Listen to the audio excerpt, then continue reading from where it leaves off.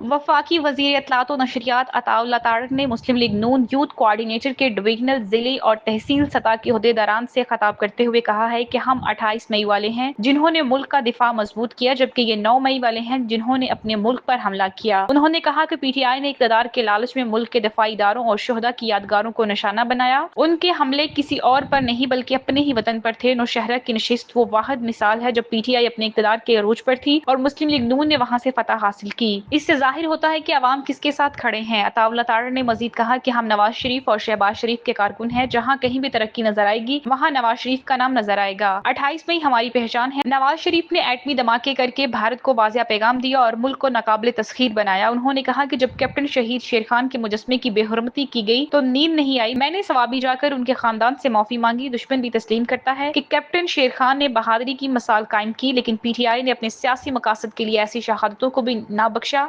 अताउल्लाह तारड़ ने कहा कि इमरान खान और पाकिस्तान एक साथ नहीं चल सकते। साबका दौर फस्तानियत का आगाज था। पीटीआई अब पार्टी नहीं रही। वहाँ ग्रुप बंदियां शुरू हो चुकी हैं। जो अपने मुल्क के वफादार नहीं वो किसी पार्टी के भी वफादार नहीं हो सकते। ये वो लोग हैं जो दुआएं मांगा करते थे कि पाकिस्तान डिफॉल्ट कर जाए। ऐसा होता तो आज मुल्क में बैरूनी परवाजें बंद होती और बैंकों के बाहर लंबी कितारें लग जाती। वजीर इत्तलात ने कहा कि वजीर आजम शहबाज शरीफ और उनकी मौशी टीम ने बर वक्त इकदाम करके मुल्क को डिफॉल्ट से बचाया है। पाकिस्तान की मौशी बहाली में सिपहसालार जनरल आसिम मुनीर का भी कलीदी किरदार है। आज आलमी इदारे पाकिस्तान की मौशी तरक्की का एतराफ कर रहे हैं और हालात दिन ब दिन बेहतरी की तरफ जा रहे हैं।